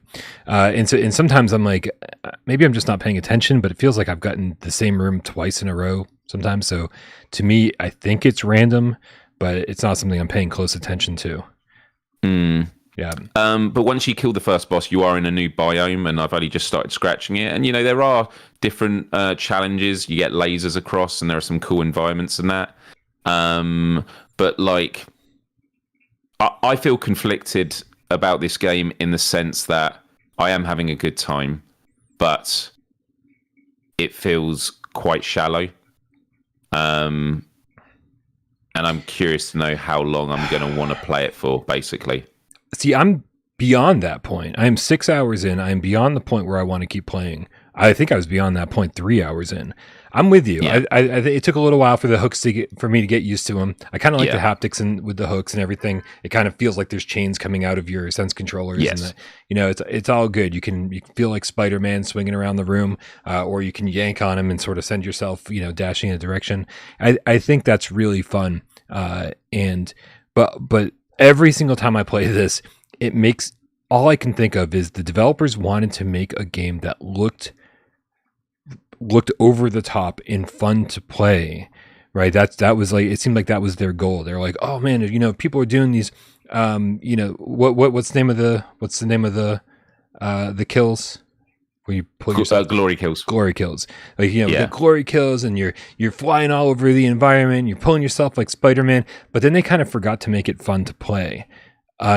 This is a game where you constantly want to have a gun in each hand, but the game itself doesn't ever want you to have a gun in either hand. It's insanely infuriating when you have when you're shooting enemies, and then you have an enemy bug that needs to be flipped over in order to even cause damage. So you have to put one of your guns away. You have to equip magic, right? Wind to kind of burst it, to flip it over. And then you got to grab your other gun, and then you got to start shooting at it, right? With both hands. I'm like, all right, here and there, that's fine. But then, you get further into the game, and you're getting used to the hooks, and you're getting used to shooting while swinging around. And then you'll be in the middle of a level, and you won't be able to activate your hooks, and be like, "What the hell's going on?" Yeah, right. Or you'll try to shoot one of your guns, and nothing will happen, and it's because there's some kind of arachnid that's shooting webs at you. Which it's been happening for hours, and I still don't know what enemy it is. And I still don't know what the web looks like. So I don't notice it. Yeah. Right. And so it's not something like until you try to shoot or activate your hooks, it's not something that you're thinking of or even know that that's happened to you. And then you look down and you see like that you've got like these yellow grid type things on your hands. And they're calling them webs. And so then you have to unequip your weapons, and you have to grab the web off of each hand, and then re-equip your weapons, and 2 seconds later, boom, you've gotten hit with them again. And it's this constant equipping and unequipping your weapons that is driving me up the fucking wall, that like just makes it absolutely no fun to play. And I mean, not that it was like super fun to begin with, because dude, the appeal in a roguelite is being like, between each run, you're leveling up your character. And to me, that's usually cool, because like, okay, I've leveled up my character. I can't wait to see how I perform the next time. But the only thing I'm enjoying is leveling up my character. I'm not excited about going out and doing another run and seeing how I perform the next time, because I don't think the gameplay loop is all that much fun. I think the fight combat mechanics are decent, so it's separate. I think there is something good here, but it's why and we're saying the same thing of it feeling shallow. Something I will just mention on the the webs that stop you. Something else I really struggle with is keeping track of your health. I mean, on the social screen right now, you can't see the HUD. You couldn't see it when I was live streaming it because it's quite low down. Right. But how many times did you die and not realize that you're about to die? Like, there's no... Frequently, yeah. Yeah. I wish that as you were getting low on health, there was, like, red around the screen. I think of the classic Quake and Doom games of, taking the damage, like, the sense of, like, stuff going on. There is none of that. It's just silent, and then suddenly it will go to black. And so there's no real sense of peril. It's like you play and then, oh, that's gone. In terms of the guns and multiple, I gave up holding 2 guns long ago. Okay. When I beat the boss last, I kid you not, I stuck with the original pistol and I just kept upgrading it. Really? Yeah, and then I did get the plasma gun, the big gun that you charge up, and I used that a couple of times to shoot. But I just kept upgrading the pistol in the. You're actually in it now on the VT, where you go into the rest room, and we were talking about it, like not knowing how much gold you've got. But they do have some cool functions, like the chainsaw. You pull the little strip on your hand, like that's cool. Although when I use the chainsaw, it doesn't always work, and I'm not sure about it. You have the special with the blades, which is you just absolutely wreck the room. And you get these abilities. You get fire, wind, as you mentioned, and ice. Oh, ice, yeah. Which sometimes don't work that great. It doesn't seem to like project it fully. So yeah, again, the question of am I having fun? The answer is I really wasn't at first. When I did my Let's Play and I was getting into really pushing against it, I was like, no, this is cool when you play a lot faster. But the progression, sort of the grind of a roguelike, it feels completely not disjointed. It just doesn't feel... There doesn't feel like a grind. There's clearly a grind that you're doing. You're trying to upgrade your character, and you do it in a room at the side where you get these. The first question I asked Bryan was about these gold boxes. There's like 2 in each room, and you destroy them. They don't destroy; they just completely disappear. And then you go to your lab, and then you have to like make them and stuff like that, which is like a kind of a cool thing. But there's no real sense of that's the thing I want to grind for next. There's no sense of that in this roguelike. No. The last thing I will say, between every round, it's like, well, what can I upgrade? I'll just upgrade it because I'm trying to unlock the next screen. Right. It's like, oh, the next screen of upgrades won't unlock until you've done 10 upgrades total. Next screen won't unlock until you've done 20 upgrades total. And so you're just like, I'll just upgrade whatever the fuck I can upgrade. I definitely don't feel like I'm grinding for anything. I'm just upgrading whatever. And yeah, I think at first it was kind of fun. The whole upgrade screen, it's like this laboratory where you're like got all these different ingredients and you're putting them into these vials, and then you're crushing them to make dust, or you're putting them all in the what's the spinny thing that spins blood, centrifuge, right? And then and then you're creating the upgrade, and it's like they're trying to make the upgrade system VRAF, but man, after you do like 5 or 6 of them, you're like, this is needlessly complicated at this point, and it's not really fun to do.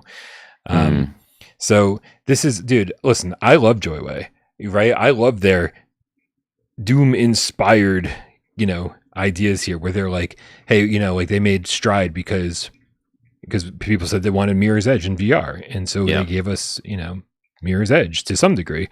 And I actually really liked Stride, even like the really basic thing that we got on PSVR1, right? Where it was just like kind of like this endless runner thing. With a few different modes. That's before, we even found out that we were getting screwed on Stride Fates. So I really hope that Joyway brings Stride Fates or Stride over to PSVR2, because I think they do have great ideas. This to me just didn't come together very well. And it just kind of proves that you can do a bunch of cool things, but still not nail the formula that makes shit fun. And that's like the number one thing in a game. They went for rogue. They went for a roguelike, and it just feels like, I don't know. They haven't fully grasped how to make that work well. 2 things on my mind watching the footage. Mm-hmm. One, playing it, and once you get the hang of the hooks. By the way, do you use both hooks? I always use just one. It depends. It does depend. Okay. Yeah. But yeah, you can use both. But using the hooks and going around. And this might seem hyperbolic, and maybe I am being unreasonable saying this. It genuinely made me think, oh, wow, Spider-Man VR is totally possible. And it's not that I never thought it was not... It's not that I thought it was impossible before, but the fact you were moving around and swinging on these chain hooks, I was like, at this speed, I was like, oh, okay, no, I could actually see Spider-Man VR working. Like, so I definitely made me feel that, because the movement in this is wicked. Like, you feel good moving around. It's really easy to control. The second thing, completely different point. You'll see on this video, there's a thing that keeps grabbing the face. These face huggers, parasites. I have screamed so much with that. They missed a trick not having headset rumble when they grab your face, but they just always get you from behind, and it's just like they're irritating. That's what they're meant to be there for. But man, they're hideous, man. It's super irritating. They don't scare me. They don't surprise me, but they are fucking irritating as hell. And and again, I saw Shen Miaozo in the chat saying, "Hey, you don't have to like holster the weapon." They're like, yeah, you just click the trigger or click the grip, and they disappear and go into your holster. And I'm doing that constantly. And again, this is just one more thing that the game is like, no, we don't want you to have a weapon in your hand.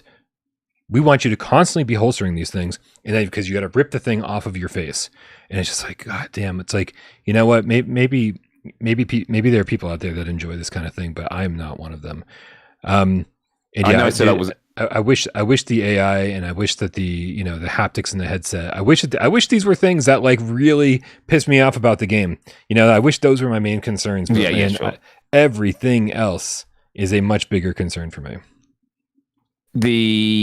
I know I said I wasn't going to mention it, hence mentioning it earlier, but I will in the context you were talking about holstering. The hybrid trigger thing. So there's an ability in here that when they're in the glory kill state, they're flashing, you can rip them apart. It tells you that in the tutorial. I've never done that. Why would you do that? Yeah. Why would you? Because you just pull yourself in the hook. It's quicker. And if you're using what I use, which is, so I'm not having to hold the gun the whole time because you don't want to be swinging around and dropping your gun everywhere. It does mean that when you grab them, you're then shaking them off. You're trying to click the grip button to throw them off and get rid of it. So I do wish there was hybrid grip stuff. So yeah, I feel like there's a better way of doing the weapons holstering, because it's like one on each is just not practical. It's like there needs to be a switch between the two. So yeah, I don't know how to rate this. I am having fun with it currently, but as I'm having fun with it, I'm very aware of the flaws, and the flaws are things that I know are going to wear thin on me very quickly, because I've done about 3 to 4 hours of this game. And to be honest, I'm surprised, considering I was playing just the first zone area again and again, that I've stuck at it as much as I have. So I don't know. Well, it's not a bad game. It's just that the great gaming mechanics. There's a lot of good stuff there, but it's the RogueLite. It's like what is the objective? The sense of progression just doesn't feel quite right. Yeah, this may be the first game I review without having completed, and this is why I brought up the concept of these mini reviews, these kind of like more impressions, something that doesn't get scored with a number. I don't want to be like, oh, Dead Hook's a 5.5. I just want to give it a thumbs up, thumbs down, or maybe thumbs in the middle. It's because and explain to people why I didn't finish, or why I didn't think I needed to finish. Like what were the things that kept me from enjoying the game. And so this might be the first one that I do. I'm gonna I'm gonna play it one more time. After I talk to you about how to beat that boss, and see if I can get further. The frame rate issue that I mentioned earlier has only happened once, but man, it did not go away, and it ruined probably the best run that I had. It was during the very last bit of, I think, this play session, not this run, and it just tanked, man. It tanked. It was running at like 25 FPS. It would have made anybody else sick. Not anybody else sick. Anybody who's susceptible to it. And I was just really surprised because, the frame rate stutters here and there, but it certainly hasn't been an issue. And it happening once in the course of 6 hours, I don't consider a serious bug. So we'll see if it happens again. But anyway, I was excited about this game, and I'm really sad to have to be like, it's kind of a pass. I feel like this would have been great years ago. We would have been way more excited about this, 3 or 4 years ago.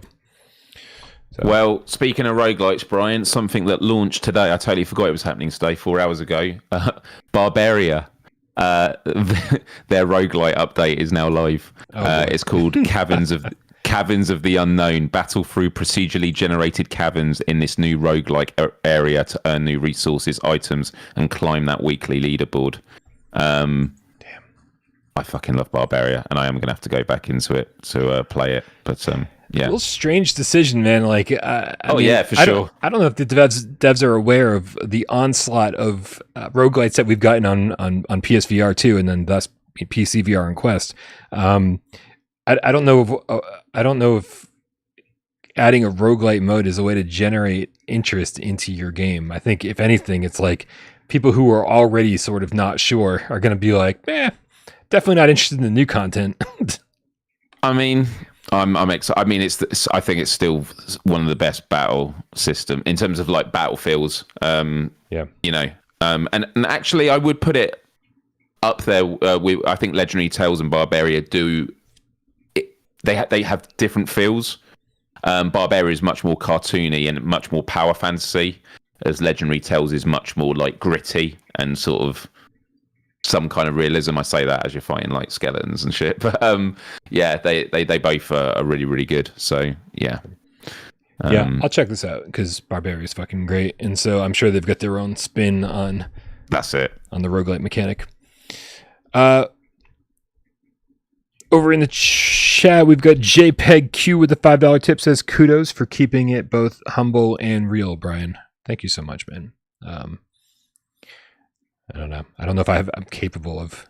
I don't know. You know what? Let's not talk about it. Macho, the real estate procrastinating game cat with the $5 tip says, "Don't forget your Game Awards show was fucking impeccable.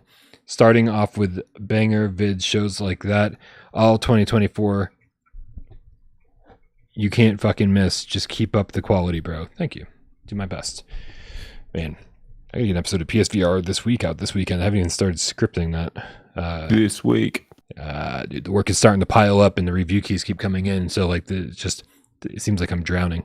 But it's all part of it, man. There were like 2 years where like we had almost nothing to play. So having too much to play is certainly not something I'm going to complain about, other than how I just complained about it. Mm-hmm. So. Myles, you ready to play a game of 20 questions before we call it a night?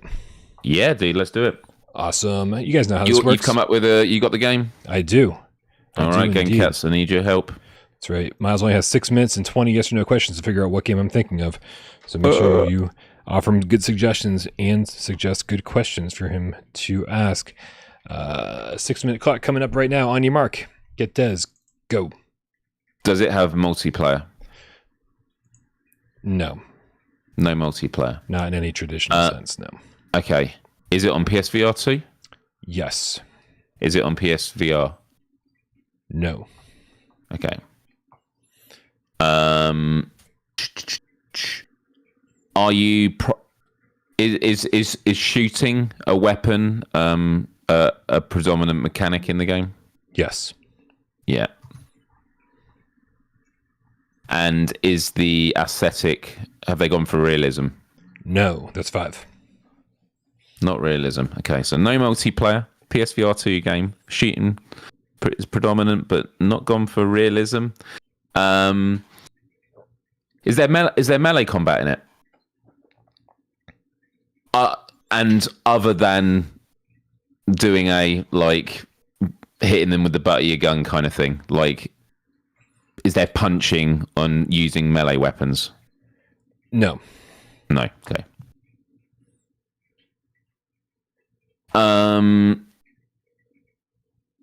Did it come out this year? 2024? Yeah. No. Didn't. Okay. That's a 2023 game. And would you regard it as a good game?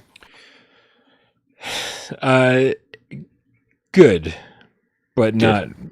I wouldn't not say exceptional. Like very good. I'd say average. No, yeah.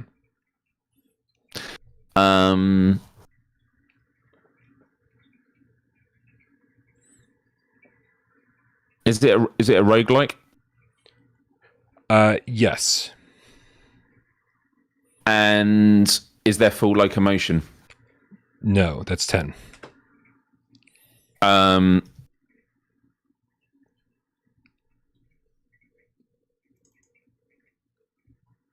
Are you traveling backwards in this game? Traveling backwards? Yeah. Yes. Yeah. Okay. And are enemies light on vehicles? Yes. Enemies are on vehicles. The show's already long enough, Myles. Come on. Yeah. Let's do this. Is it Gazlers? Indeed, it is Gazlers. Suggestion from our own Jim Perona. Man, I haven't been back into this since the updates. There's been so many updates, and I want to. I was going for the plat, but you had to beat all the bosses on the turbo mode. Yeah. It requires some very specific circumstances. Yeah. Yeah, and I struggled with the end boss on the regular mode, so I genuinely don't know. But I had a really good time with Gazlers. I know you. All right. Frustrations with it, which is fair enough. Yeah. I mean, dude, it kept me coming back. I'll say that. Like, I mean, like every time people are like, "Where's Bryan?" I'm like, "Oh, he's fucking 3 more hours in Gazlers." So, yep. So I don't think I gave it a great review, but we'll see what happens. We'll see what happens with the updates. All right, you guys, that it is about time to wrap this sucker up. Thank you, Myles, for being here. Everybody, make sure you subscribe to Myles at youtube.com/Myles. The links for everything that you might need is in the description below. Come join our Discord. We've got all sorts of multiplayer stuff happening. We've got Breachers Sunday. It took me a second. Yeah, man. Sunday, the multiplayer game is Breachers, 2 p.m. Eastern, so make sure you come join us for that. And also, can I just say, after this show, even though it's like almost 1 a.m., I'm jumping into Legendary Tales. Galaxy Kart will have to come soon. I'm going to play some Legendary Tales. I'm going to host a server that's going to be open, so if anyone wants to jump in, say hey. Everyone's welcome. Nice. So that's it. Yeah, let's move this along. We got thank you to everybody who helps the channel run. We got all the amazing moderators. We got RidePop, who uploads this podcast services. Rody, the Game Cat Army General, who does timestamps now. Everybody who supports the channel financially over on patreon.com/withoutparolegames, by being a member here, by tipping here. Everyone who hangs out during the chat, everyone who sits back, watches the show, doesn't say a goddamn word. We know you're out there, and we love you just as much. Happy Friday, Myles. Happy Friday, Bryan. Happy Friday, Game Cats. Have a wonderful weekend. We'll see you soon. Let's go.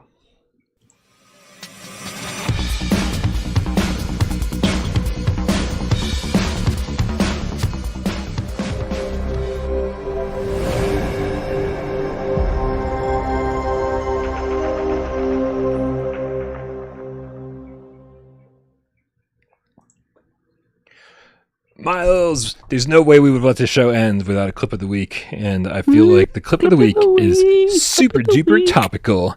You ready? Yeah, you ready to see this shit? This is Andrew Ehrenreich playing Legendary Tales. Let's check this. Legendary Tales. Oh my god. Oh, I know that guy.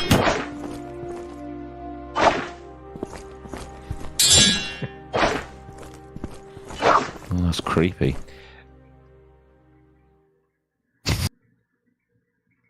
Dude, that shit's straight out of The Ring. I know, I love it. Starts going up the wall, coming out of a well. Dude, that's amazing. Dude, one of the many things. I mean, how many? I don't have 40 something hours in this game, and I've never once seen this. This is what I was freaking out about. It was like, oh, major patch right before launch. Oh, please don't break the game. And like, I've never seen that, but that is scary as hell. I don't blame Andrew for noping out on that one. Yeah. All right, you guys. Don't forget to come join the Discord. We love you so much. Have a great weekend. We love you.